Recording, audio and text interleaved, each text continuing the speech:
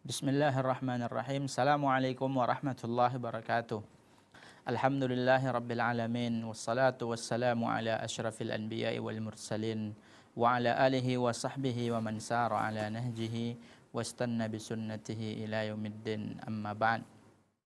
Pemirsa yang dirahmati Allah subhanahu wa ta'ala, kita memohon kepada Allah subhanahu wa ta'ala agar senantiasa diteguhkan dalam hidayah, diteguhkan dalam agama Islam, dan mudah-mudahan kita dijadikan oleh Allah subhanahu wa ta'ala sebagai orang-orang yang mendapatkan kebahagiaan dunia dan akhirat.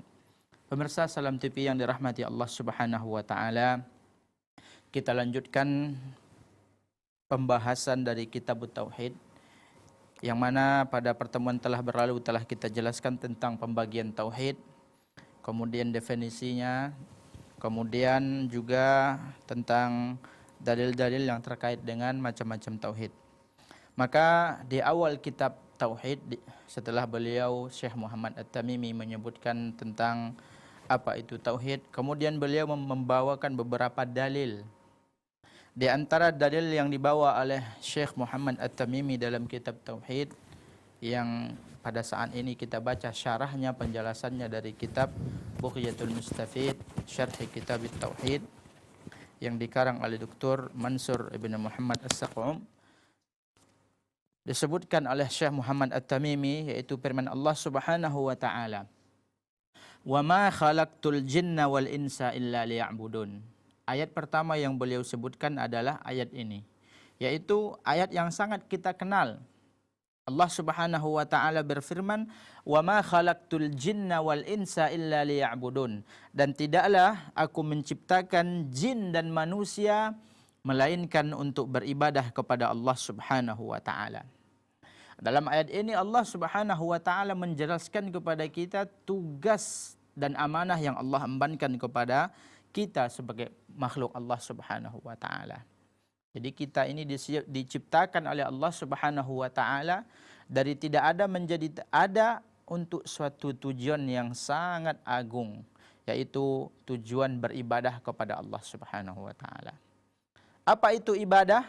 Syekhul Islam Ibnu Taimiyah menyebutkan ibadah itu adalah ismun jami'un likulli ma yuhibbuhu Allah wa yardahu minal aqwali wal af'al, az-zahir wal batin. Syekhul Islam Ibnu Taimiyah memberikan definisi terhadap ibadah, bahwasanya ibadah itu adalah setiap sesuatu yang dicintai oleh Allah subhanahu wa ta'ala. Baik itu merupakan perbuatan maupun perkataan, baik yang zahir maupun yang batin, dicintai oleh Allah dan dicintai oleh Rasulullah sallallahu alaihi wasallam, maka itu adalah ibadah.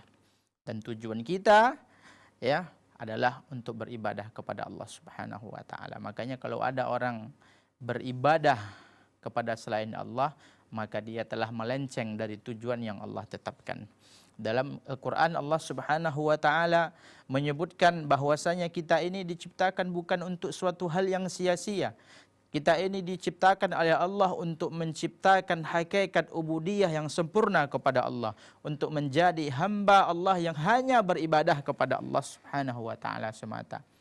Dalam surah Al-Mu'minun ayat 115 Allah berfirman, "Afahasibtum annama khalaqnakum abatha wa annakum ilaina la turja'un." Wahai manusia, apakah kalian mengira kami tersebut menciptakan kalian abatha, untuk suatu yang sia-sia, untuk suatu yang tidak jelas, wa annakum ilaina la turja'un, dan apakah kalian menyangka dan mengira nanti kalian tidak akan dikembalikan, tidak akan dibangkitkan oleh Allah subhanahu wa ta'ala. Maka ini harus kita perhatikan. Sahabat Rasulullah sallallahu alaihi wasallam Ali bin Abi Thalib mentafsirkan ayat yang telah kita bacakan tadi, yaitu ayat wa ma khalaqtul jinna wal insa illa liya'budun. Beliau menyebutkan illa li'amurahum wa anhahum. Aku menciptakan jin dan manusia ini tidak lain dan tidak bukan untuk aku perintahkan. Aku perintahkan agar mereka hanya beribadah kepada Allah. Wa anhahum, aku larang mereka untuk beribadah kepada selain Allah subhanahu wa ta'ala.